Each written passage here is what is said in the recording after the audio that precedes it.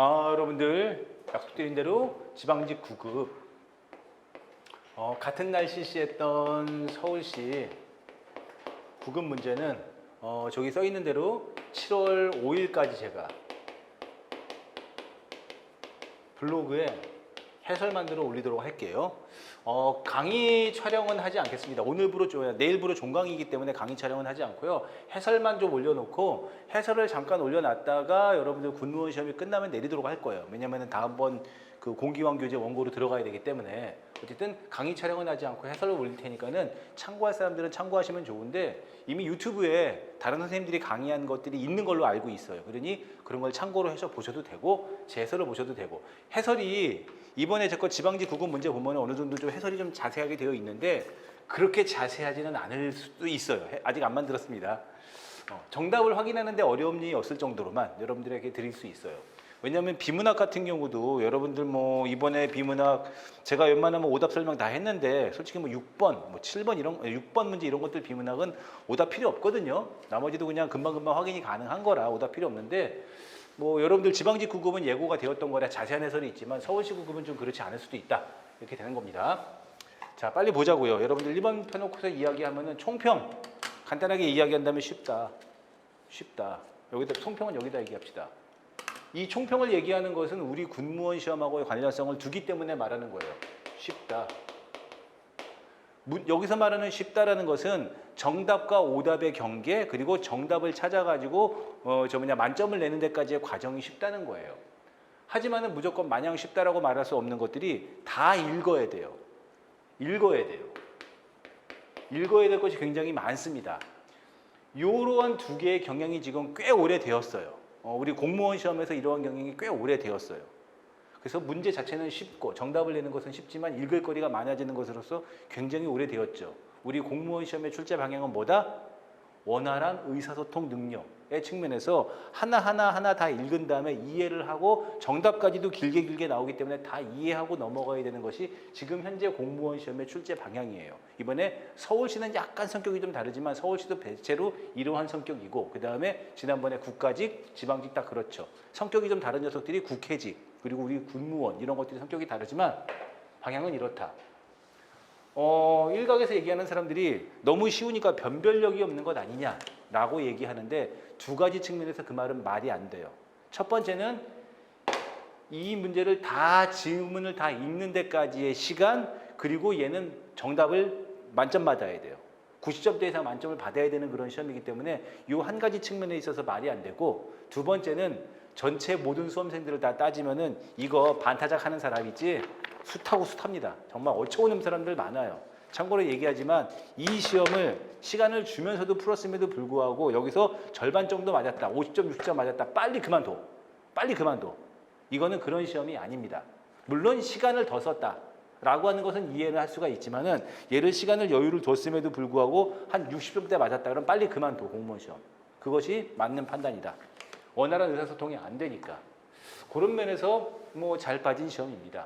분명히 말씀드리지만 비문학에 대한 대비가 충분히 되어 있어야 된다고 첫날부터 마지막 날까지 얘기하는 거예요. 화법이지만 말하기 방식을 설명한 화법이지만 엄밀히 말하면 다 읽어야 되잖아요. 읽어야 되는 그런 문제입니다. 설명회를 개최할 필요가 있다고 생각해요. 저도 그 필요성을 절감하고 있어요. 상대방의 의견에 대해서 공감을 표하고 있죠. 저도 그 필요성을 절감하고 있어요. 그렇다고 얘기하고 있죠. 상대방의 의견에 대해서 공감을 표현하고 있어요. 내가 무슨 얘기를 했어? 저도 그렇게 생각합니다. 네, 맞습니다. 예, 저도 그렇게 생각해요. 공감을 표현하고 있죠. 근데 어떻게 준비해 효과적으로 전달할 수 있지 고민이에요. 정중한 표현을 사용했다. 그래, 직접 질문이 아니죠. 이건 뭐예요? 상대방에 대해서 내가 어떠한 고민이 있는지를 표현한 것이죠. 겠네요? 했더니 디귿. 그럼 청중의 관심 분야를 파악하려면 청중의 특성 중에서 어떤 것을 좋아하면 좋아할까요? 우회적으로 자신의 반대 의사 드러내는 것하고 상관없이 질문한 것이고 나이, 성별, 직업 등을 조사할까요? 의문문을 통해 표현한 건 맞죠? 하지만 반박하는 것은 아닙니다. 어렵지 않죠? 이런 것들이 계속 이어져요. 우리 군무원 시험은 분명히 지식형 문제, 그 다음에 어문규정 문법 이런 것들을 꽤 넣습니다. 이 문제보다 25문제이기도 하고 그러니까 넣는 것은 맞지만은 이런 문제도 충분히 들어가고 있는 방향이니 풀어봐야 될 문제예요. 제가 그랬죠. 화법 문제 자주 낸다고. 2번 어렵지 않게 냈어요. 비문학에서 순서 맞추기 문제인데도 불구하고 앞뒤에 일단 고정적인 글을 줬기 때문에 이에 순서를 맞춰 나가면 되는 것이죠. 여기 뒤에 이어질 내용이기 때문에 그에 따르면이 올 수도 있고 이처럼이 올 수도 있고 애교선 모두 올 수 있어요. 흐름대로 가야 되겠죠. 독서는 아이들의 전반적인 뇌 발달에 큰 영향을 미친다. 독서와 뇌 발달 이렇게 됐죠.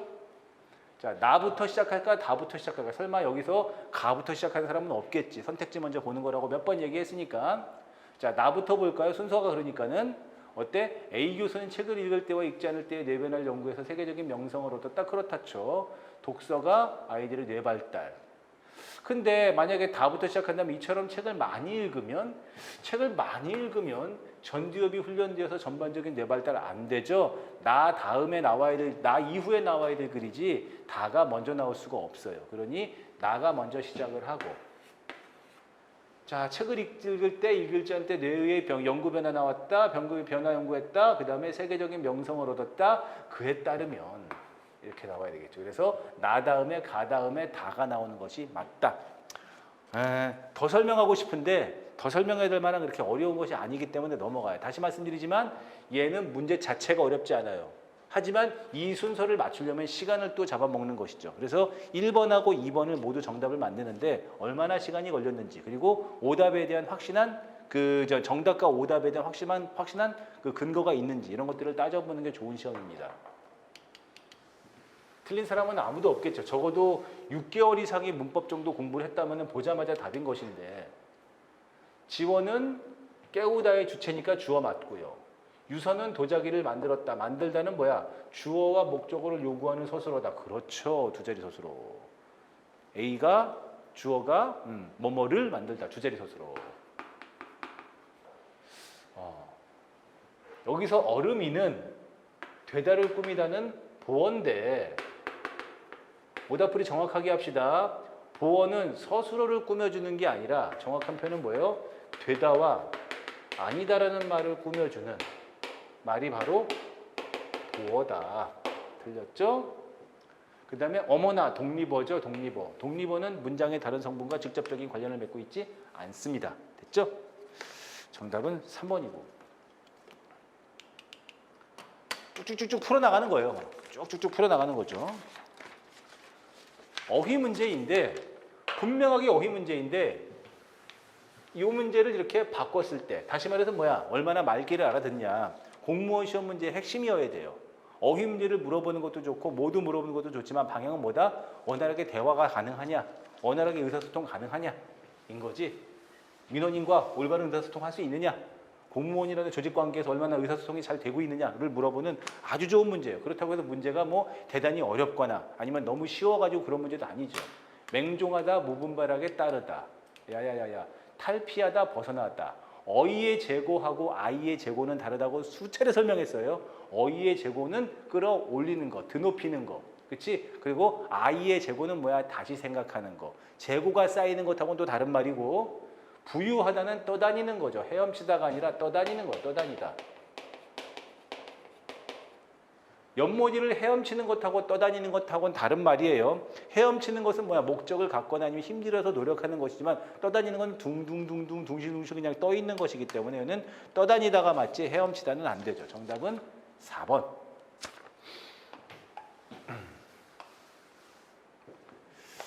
그래서 4번까지 쉽게 가다가 5번에서 이제 한번 딱 브레이킹 걸려야 되죠. 이거 어떻게 났어요? 아는 것은.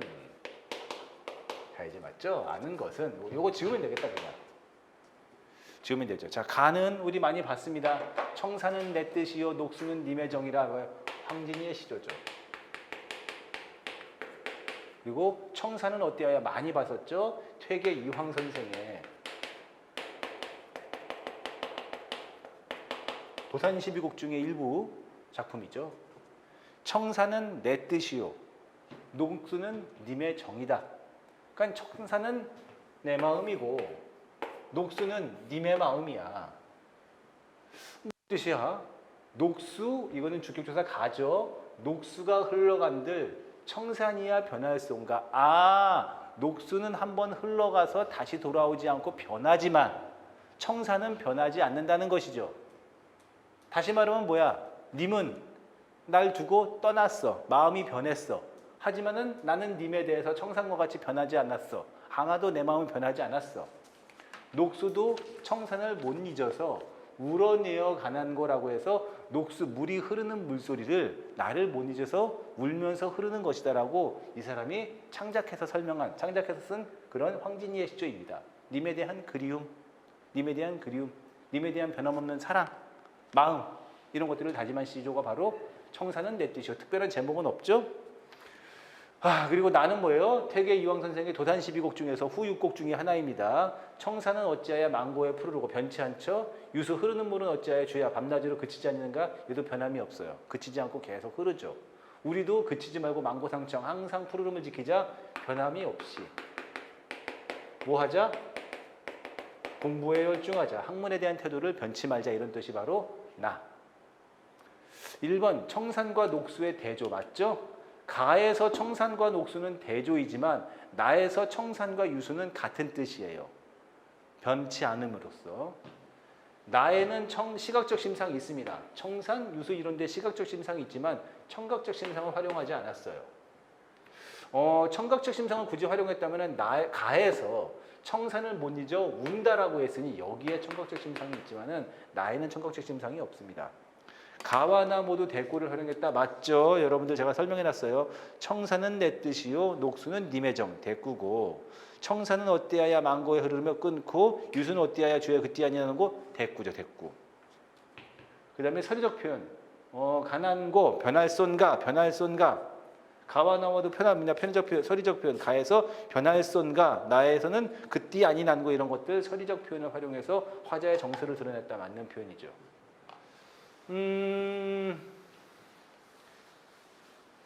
시조를 해석할 수 있고 감상할 수 있고 내용의 뜻을 이해할 수 있어야 되는 문제인데 솔직히 말해서 어렵지 않은 거예요. 이것도.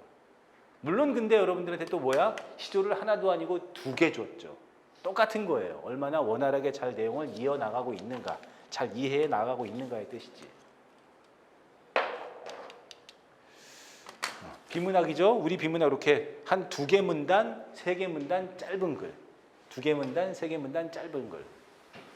제발 얘기하지만 누군가는 또 이 강의를 듣고 내년을 준비하지 않습니까? 여러분들은 올해로 끝났지만 지금 이제 들어와가지고 마지막에 문제풀이만 듣고 내년을 준비하는 사람들도 있는데 다시 말씀드려요.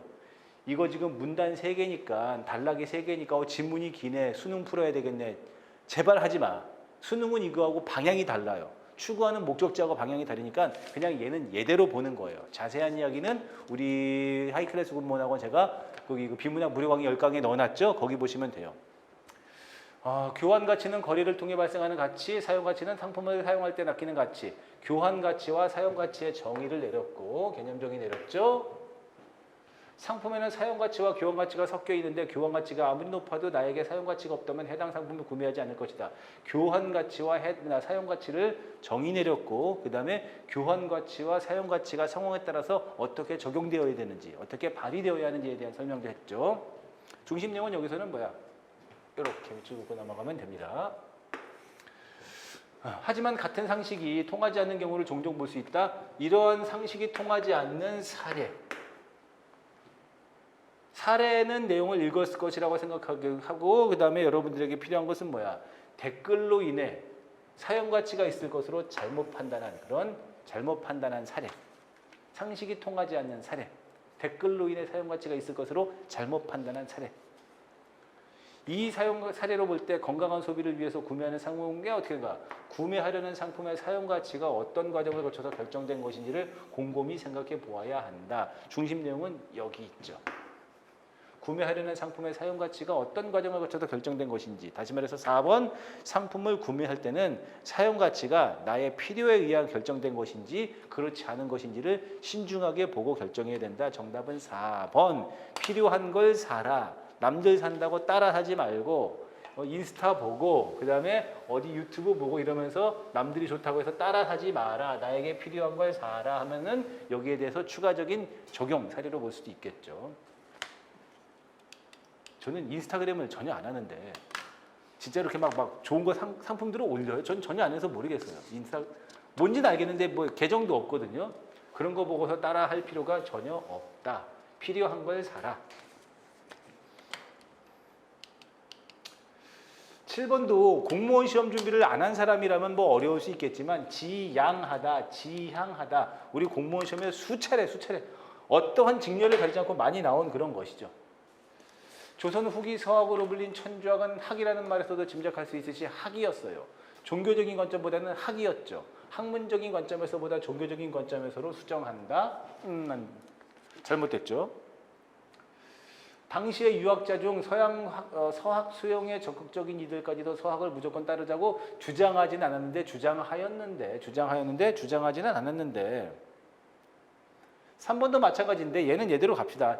지향하다와 자양이란다. 지향하다는 전혀 다른 거예요. 한자가 같을 뿐인 것이지 지향은 추구하는 것이지만 지양은 꺼리는 것입니다. 반대로 어떤 부분은 지양에 따라 수정하는 것이 맞습니다. 얘가 틀렸고 얘가 맞아요. 이게 한자가 같은 것인데 읽는 것을 어떻게 음을 읽느냐에 따라서 뜻이 정반대가 되는데 처음 보는 사람은 공무원 시험 처음 준비하는 사람들은 엥 하고 헷갈릴 수 있겠지만 진짜 이거 헷갈리는 건 말도 안 되는 얘기입니다, 여러분들. 공무원 시험에서 많이 출제된 것이니까.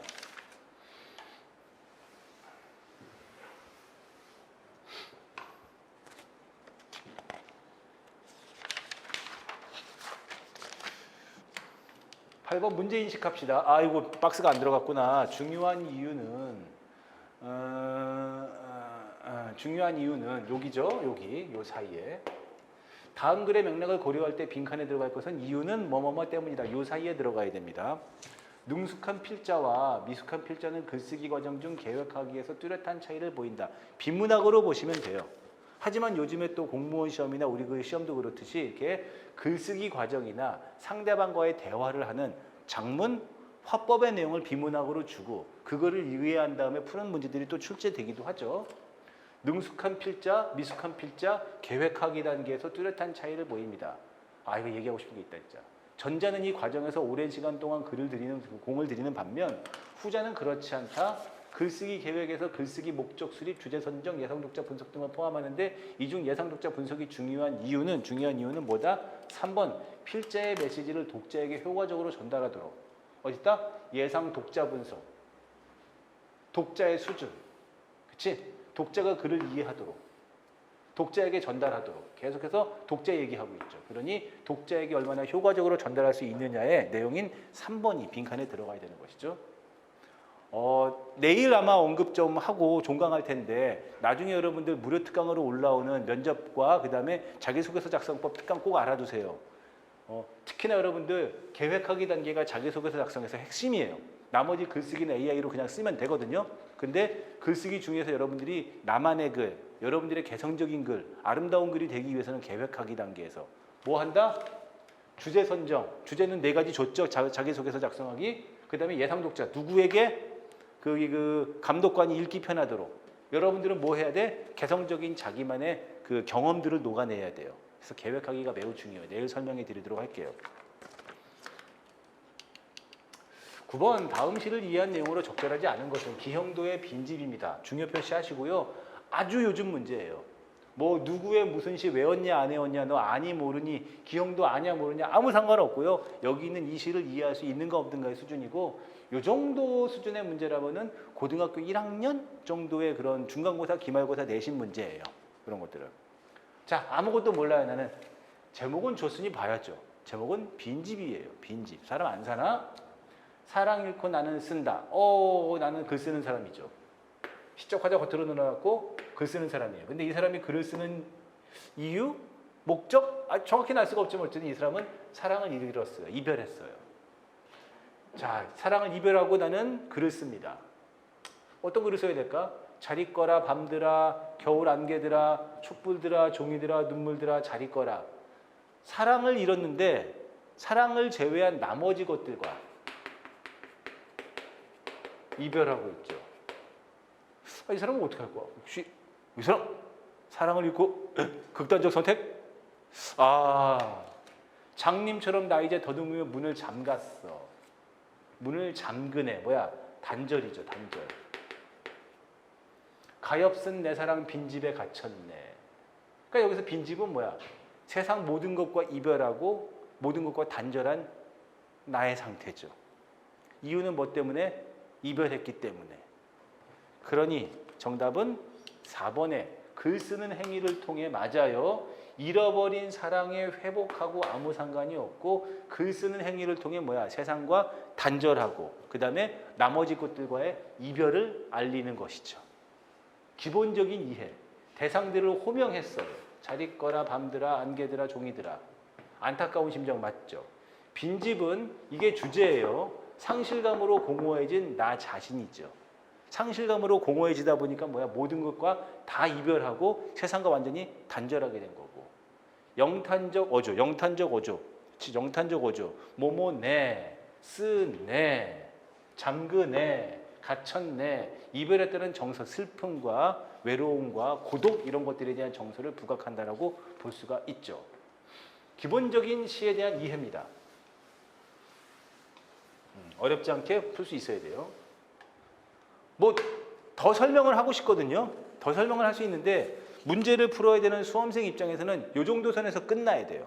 이걸 더 이상 복잡복잡하게 설명해가지고 풀만한 거리도 못 돼요. 하지만 이 문제가 중요한 이유는 최근의 문제의 경향, 모르는 시를, 처음 보는 시를 감상할 수 있어야 된다. 이런 측면에서 의미가 있고, 두 번째는 뭐다? 이걸 다 읽고 풀어내는 데까지 시간의 문제다. 시간의 문제. 꼼꼼함의 문제.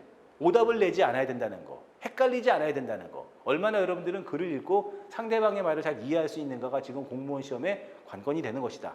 그러니까 지금 공무원 시험에서 다른 건 모르겠지만 국어는 무조건 고득점 나와야 돼요. 무조건. 10번 다음 글을 이해한 내용으로 가장 적절한 것은 그랬습니다.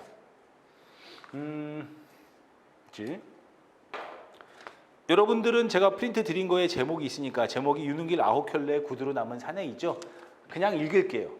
여러분들 제가 이거 바로 지난주에 설명을 한번 했던 것인데 그냥 읽을게요. 그냥 읽어야지 맞는 것이죠. 반드시 갚는 조건임을 강조하면서 그는 마치 성경책 위에다가 오른손을 얹고 말하듯이 엄숙한 표정을 했다. 이 사람 뭔가를 갚아야 돼요. 그리고 엄숙한 표정으로 성경책 위에다가 오른손을 얹으며 보통 뭔가 맹세할 때 그러지 않습니까? 하마터면 나는 잊을 뻔했다. 그가 적시에 일깨워 주었기에 망정이지 안 그랬다면 빌려주는 어려움에만 골몰한 나머지 빌려줬다 나중에 돌려받는 어려움이 더 클 거라는 사실을 생각도 못했다. 내가 생각해야 되는 것은 뭐예요? 빌려주는 어려움. 그리고 돌려받는 어려움. 물론 이 얘기는 빌려주는 어려움만큼이나 돌려받는 어려움이 더 클 수도 있다는 것이지만 중요한 건 나는 빌려주는 사람이고 이렇게 빌려주는 사람이고 그리고 그는 받아서 갚아야 하는 사람이죠. 굉장히 엄숙한 태도로 빌려주는 것이고 그리고 나는 빌려주는 고통과 돌려받아야 되는 고통을 다 가져야만 하는 사람이죠. 그렇다. 끼니조차 감당하는 주제, 감당 못하는 주제, 막벌이 아니면 어쩌다가 간간히 얻어 걸리는 출판사 싸구려 번역일 가지고 어느 해가 빚을 갚을 것인가. 책임이 따르는 동정은 피하는 게 상책이었다. 두 말을 못하도록 야매차게 굴 필요가 있다. 그러니까 이 사람 뭐야? 가난하죠 지금. 가난하죠. 뭐 막벌이, 싸구려 번역일. 내가 보기에 이 사람은 빌려주는 것을 갚지 못할 가능성이 있다고 난 판단한 것이고 야멸차게 굴어야 한다고 지금 생각하고 있어요. 병원 이름이 뭐죠? 산부인과입니다. 지금 내 형편의 현금은 어렵군요 라고 본다면 이 말은 내가 한 말이죠. 그렇죠? 병원 이름이 뭐죠? 라고 말했어요. 산부인과입니다. 돈을 빌리는 이유가 뭔가를 빌리는 이유가 산부인과와 관련된 것이죠. 지금 내 형편의 현금은 어렵군요. 원장한테 바로 전화 걸어서 내가 보증을 서하고 약속할 테니까 권 선생도 다시 한번 매달려봐요. 이 사람은 권 선생. 여기에 나왔던 이 내용대로 야멸차게 거절했죠. 직접 돈을 주기보다는 보증을 쓴다는 정도로. 의사도 사람인데 설마 사람은 생으로 죽게까지 하겠습니까? 달리 변통할 구멍이 없으시다면 그렇게 해보시지요. 지금 누군가가 죽게 생겼어요. 근데 산부인과에서 죽게 생겼다고 하니 아내가 아이를 임신해서 정도 생각은 할 수 있겠죠? 아무것도 몰라요 지금. 야멸차게 지금 거절했어요. 이 정도면 거절한 건 아닌데. 보증 섰잖아. 보증 서준대잖아. 여러분 많이 했습니다. 절대 보증 서지 마세요. 내 대답이 지나치게 더디 나올 때 이미 눈치를 챈 모양이다. 도전적이던 기색이 슬그머니 죽으면서 그의 착하던 눈에 수줍이 들어왔다. 그는 고개를 좌우로 흔들어 보았다. 안 되는데. 이 사람 막 착한 사람인가 봐요. 안 되는데 왜 할까? 안 되는데 돈이 필요한데 돈 좀 주세요. 보증으로는 안 돼요. 뭐 이런 건가요?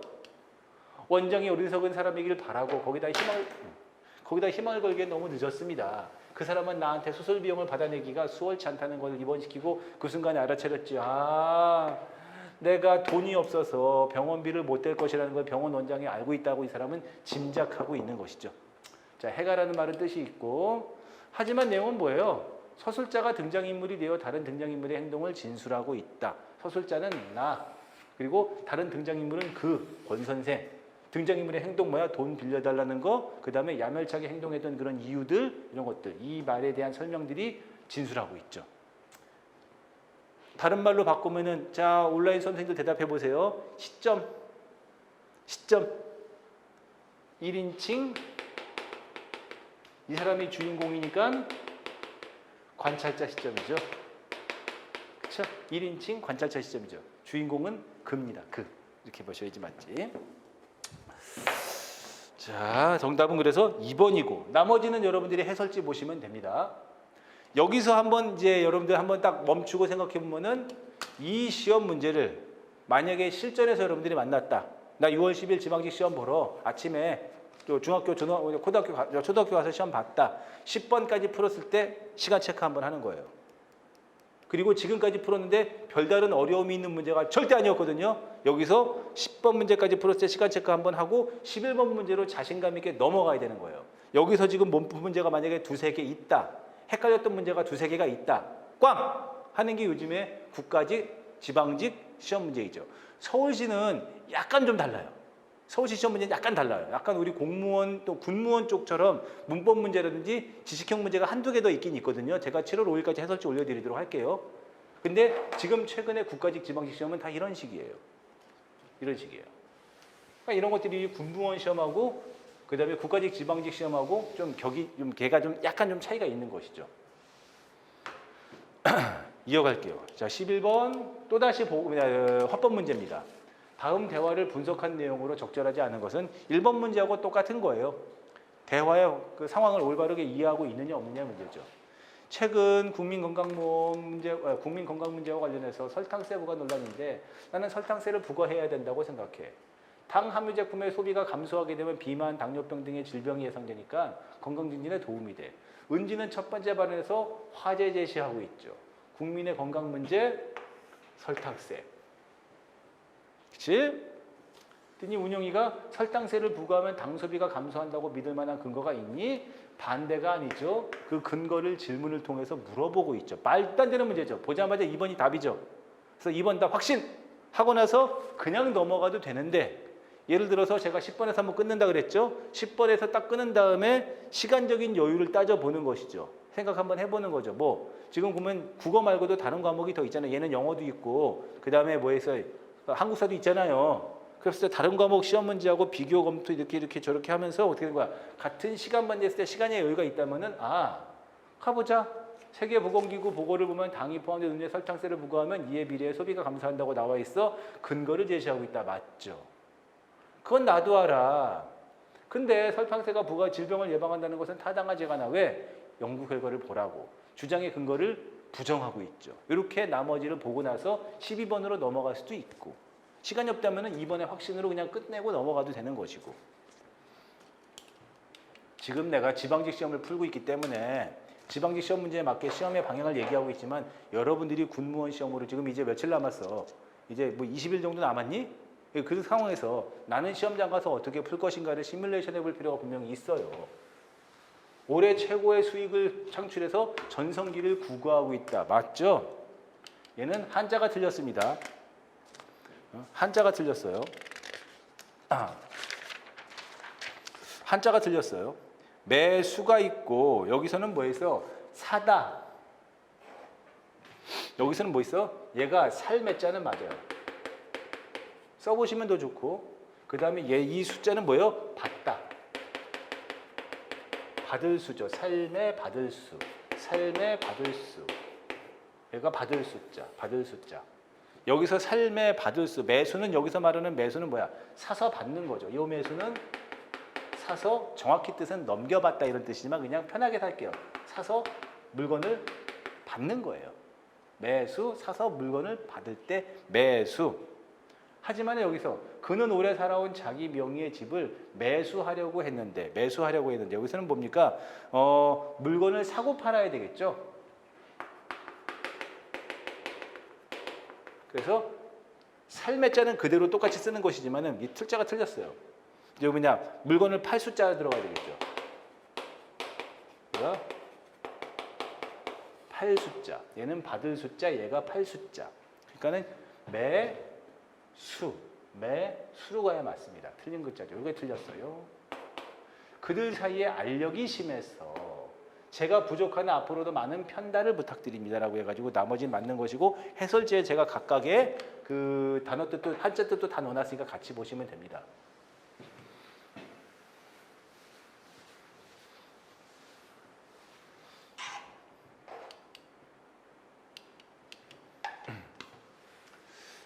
맞춤법 문제예요.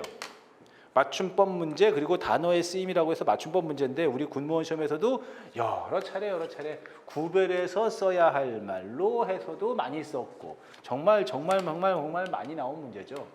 이 일은 정말 이 일은 힘에 붙이다. 그래서 얘는 붙이다와 붙이다를 구별해서 써야 할 말.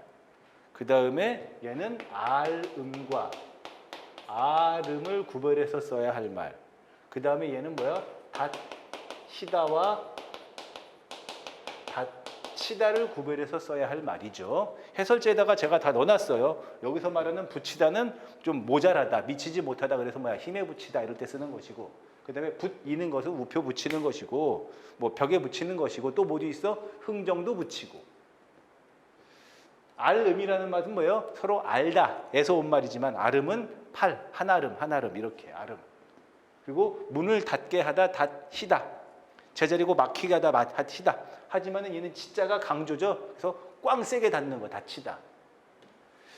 자, 4번 경기장에는 겉으로 봤을 때, 그러니까는 뭐야?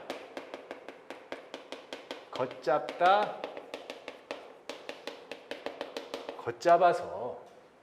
그래서 얘는 뭐에 구별하는 거예요? 겉잡다와 그 다음에 디귿 받침에 겉잡다를 구별해서 써야 할 말이죠. 발음이 같아요. 겉잡다가 아니라 겉잡다. 겉잡다가 아니라 겉잡다니까 발음이 같죠? 했을 때 얘는 뭐야? 겉으로 대강 볼 때 겉잡다.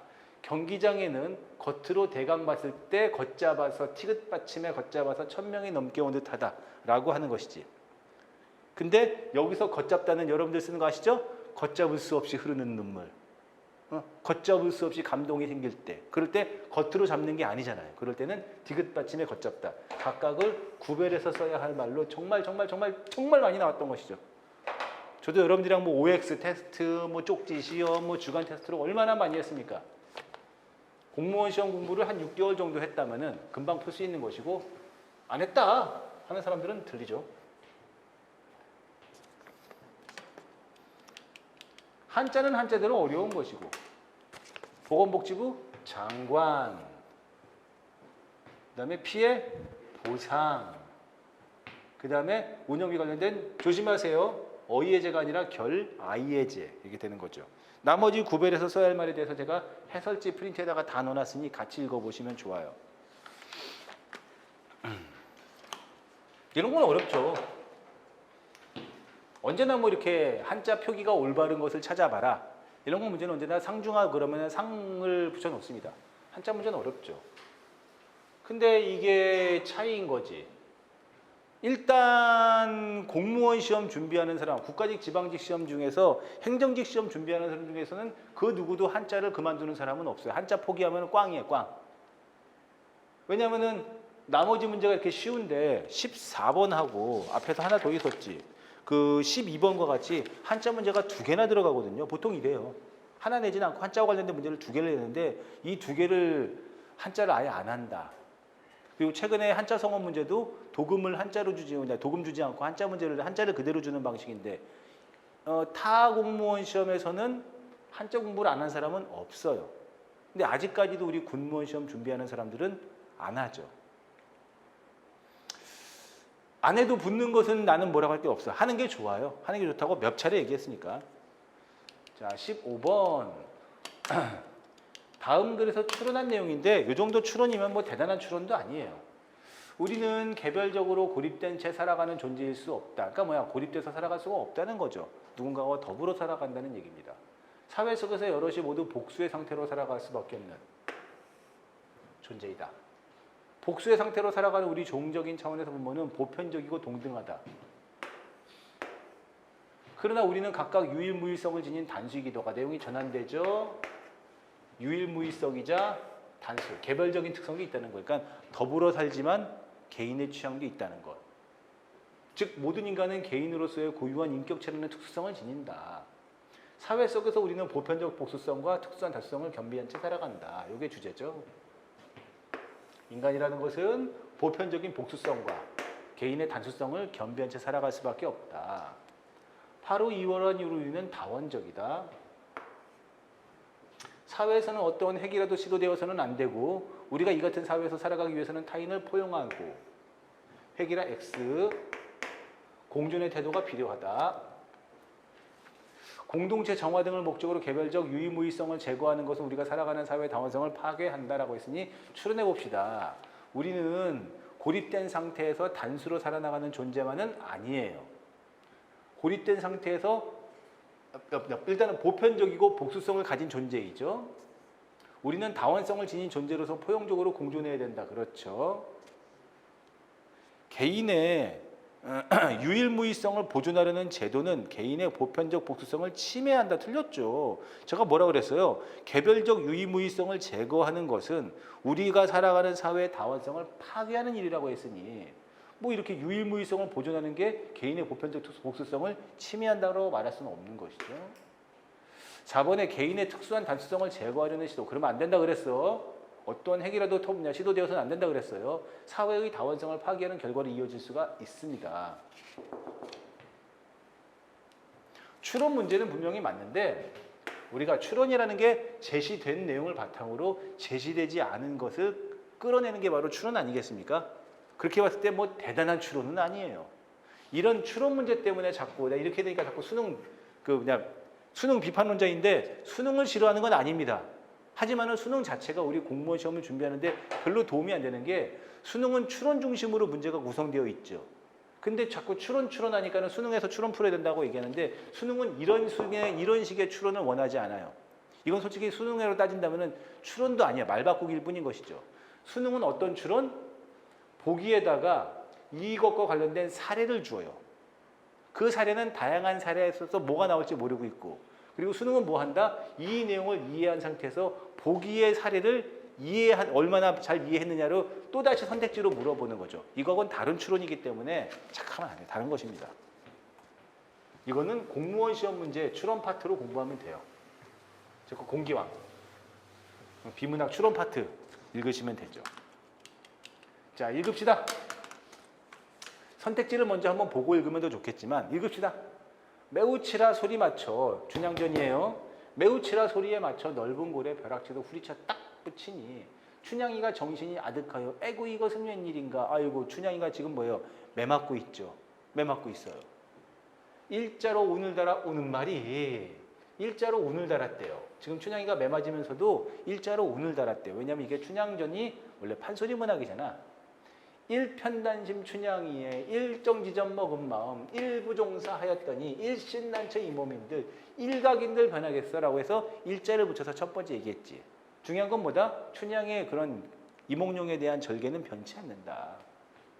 매우 치라 꽤 때리오 또 하나 딱 붙이니 아이고 이번에는 일자 했으니까는 이자를 붙여서 우는구나. 이부불경이 내 마음 이군불상 무엇이 다르겠냐. 이 몸 죽더라도 이도령은 못 잊겠어 하면서 이자 붙였고 삼자 붙였고 하면서 말에다가 운을 달아가지고 재미있게 표현했죠. 동일한 글자를 반복해서 리듬감 1을 반복하고 2를 반복하고 3을 반복하고 숫자 1, 2, 3이고 3번 등장인물 간의 대화는 나와요. 매우 치라 꽤 때리오. 주인공의 내적 갈등이 해결되는 것은 아니고 내적 갈등이 더 심화된다고 봐야 되겠죠. 아픔. 고통이 심화된다고 봐야 되겠죠. 유교적 가치, 뭐야 그 충효열. 정답은 3번이죠.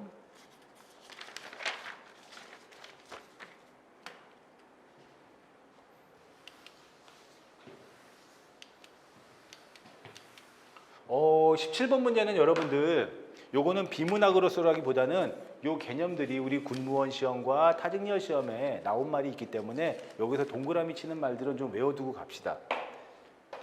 고소설의 유통 방식, 옛날 소설들을 유통하는 방식은 구연, 말에 의한 유통과 문헌, 책이나 글로 유통하는 방식으로 나눌 수가 있다. 구연, 말로 유통하는 방식은 구연자가 소설을 남에게 읽어주는 방식으로, 글을 모르는 사람들과 글을 읽을 수 있었지만 남이 읽어주는 것을 선호하는 이들을 대상으로 읽어줬는데, 그래서 읽어주는 사람을 전기수라 그랬어요. 이 말 알아두세요. 공무원, 우리 군무원 시험에 전기수라는 말이 출제가 된 적이 있어요. 옛날에 고전 소설들을 유통하는 방식으로 내용을 읽어주는 방식이에요. 읽어주는 사람. 소설 구현을 통해서 돈을 벌고 전문적인 직업인이었다. 하지만 이 방식은 문헌에 의한 유통에 비해 시간과 공간의 제약이 많아서 유통 범위를 넓히는 데 한계가 있었다. 또 문헌에 의해서 유통은 차람, 구매, 상업적 대여로 나눌 수가 있는데, 차람이라는 말은 여기서 처음 나왔지만 그냥 알아두고 갑시다. 밑줄만 그을게요. 소설을 소유하고 있는 사람에게 빌리는 방식, 빌릴 차자겠죠. 개인들 사이에서 이루어져 있고, 구매는 사는 것이고, 그리고 상업적인 대여, 아마 책방이 있었나요? 책 대여점. 그래서 어디 있어? 여기 새책가,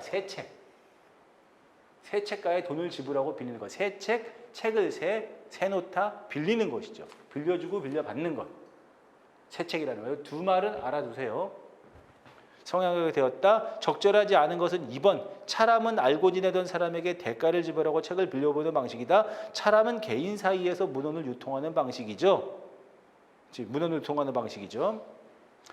차람은 소설을 소유하고 있는 사람에게 직접 빌려보는 것이고, 알고 지내는 사람들 사이에서 이루어진 것이기 때문에 대가를 지불했다는 내용이 아마 대가를 지불했을 수도 있을 거예요. 책을 빌려보는 대가로 뭐랄까 닭 한 마리 주긴 좀 그럴 테고 할 수도 있겠지만, 지문의 내용에 직접적으로 제시되어 있지 않기 때문에 대가를 지불했다고 단정지었다고 말할 수는 없습니다.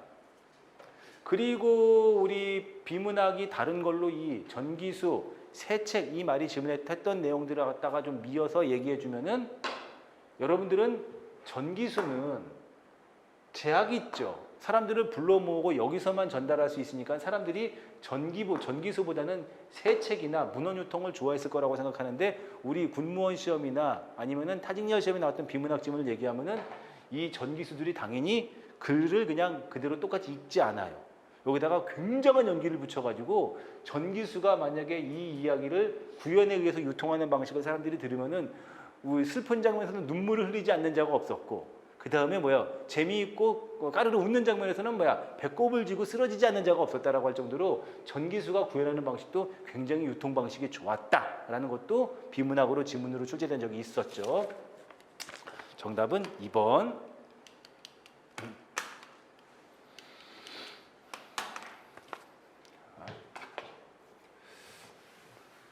다음 글을 이해한 내용으로 또 세부 내용 확인하는 겁니다. 세부 내용 확인하는 거예요. 삼국사기는 이거 뭐 해야 되나? 가장 많고 신라인이 가장 많고 백제인이 가장 적다. 그래서 수록인물의 배치에는 원칙이 있었는데 앞부분에는 명장이 있었고 뒷부분으로는 관직이 있진 않으나 기를 만한 사람을 실었다. 그래서 삼국사기의 열전 부분 얘기했었죠. 열전. 반신의 경우 열전의 끝부분에 있는데 이를 수록한 까닭은 왕을 죽인 부정적 행동을 드러내서 반면교사, 좀 반면에 교훈을 삼아라. 가령 고구려의 연개소문은 반신이지만 당나라의 당당히 대적한 민족적 영웅의 모습이기도 했다라고 하면서 얘기했는데, 정답은 2번. 어려울 만한 그런 내용이 절대 아니에요. 2번 한번 읽어볼까요? 삼국사기 열전에 수록된 반신 중에는 이 책에 대한 기존 평가를 다르게 할 수 있는 사례가 있다. 그렇죠. 뭐라 그랬어요?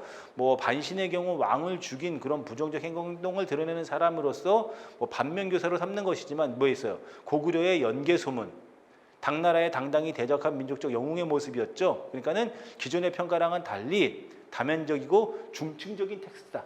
다면적이고 중충적인 텍스트다 이렇게 말했기 때문에 2번이 올바른 표현이고 나머지 1, 3, 4는 오답 한번 확인해 보시면 됩니다. 오답풀이에서.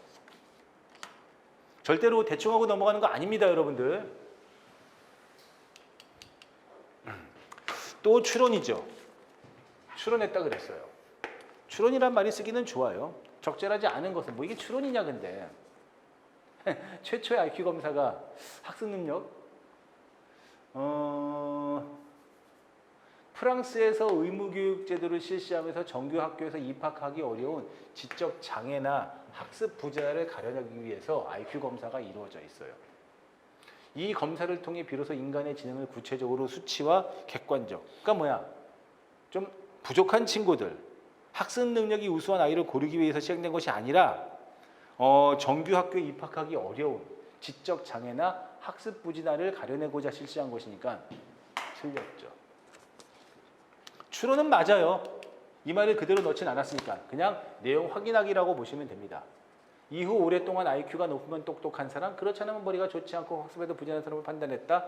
나머지도 보시면 되죠. 1번 정도 답하고 2, 3, 4는 해설지 보는 걸로 대신할게요. 절대로 그냥 대충 넘어가는 거 아닙니다. 해설지에 자세하게 얘기해놨고 이런 걸 굳이 다 따지면서 찾는 것 자체가 무의미하다고 생각이 들어요. 20번은 해줘야죠. 그래도 언어학 지문이니까. 이런 게 언어학 또는 문법학과 관련된 비문학 지문을 주제로 삼은 것이에요. 소재로 삼은 것인데 다시 말씀드립니다. 요거 언어학, 문법학 지문과 관련된 글, 수능글 모음은 제 거 그 비문학 왕 교재에 있어요. 한번 읽어보고 가시는 게 좋아요. 이렇게 언어학, 문법학 관련된 비문학 지문을 내니까 한글은 소리난을 나타내는 표현 문자여서 학습해야 할 글자가 적지만 한자는 음과 상관없이 일정한 뜻을 나타내는 표의 문자다. 한문을 읽는데 익혀야 할 글자 수가 훨씬 많다. 어렵죠. 이러한 번거로움에도 한글과 달리 한자가 갖는 장점이 있다. 한자가 갖는 장점이 있다. 한글에서는 동음, 이의어, 즉 형태와 의미 같은데 뜻이 다른 단어가 많아 글자만으로 의미를 파악하지 못하는 경우가 많아요. 하지만 한자는 뭐야? 개별 글자가 각각의 뜻이기 때문에 쓸 수 있다고 우리는 판단하면 이 글의 흐름에 맞지만 한자도 아까 그 지양과 지향만 봐도 알잖아. 똑같은 한자인데 쌍 여러 가지 뜻이 다 있어가지고 더 어려워. 예컨대 한글로 사고라고만 쓰면 뜻밖의 발생한 사건인지 생각하고 궁리함인지 알 수가 없다. 한자로 전자는 사고 이렇게 되는 거지. 한문은 한국어 문장보다 문장 성분, 문장 자체나 문장의 성분을 이야기하지 않았어요. 동음, 이의어, 한자 단어의 쓰임에 대해서 이야기한 거지 문장에 대해서 말하지 않았습니다. 다른 문장 성분으로 사용하기도 혼란을 야기하는 가령 A는 문맥에 따라서 애자가 인을 수식하는 관형어, 사랑의 사람, 사람을 사랑하다, 사랑하는 사람, 사람을 사랑하다, 인이 목적어가 되기도 하는 것이지. 그러니까 나머지 2, 3, 4가 맞는 이야기죠. 문장이나 문장 성분에 관련된 이야기는 없습니다. 요거 읽어보시면 되고 뭐 풀이는 이 정도면 되는데 어려워요? 여기서 체크해봐야 돼.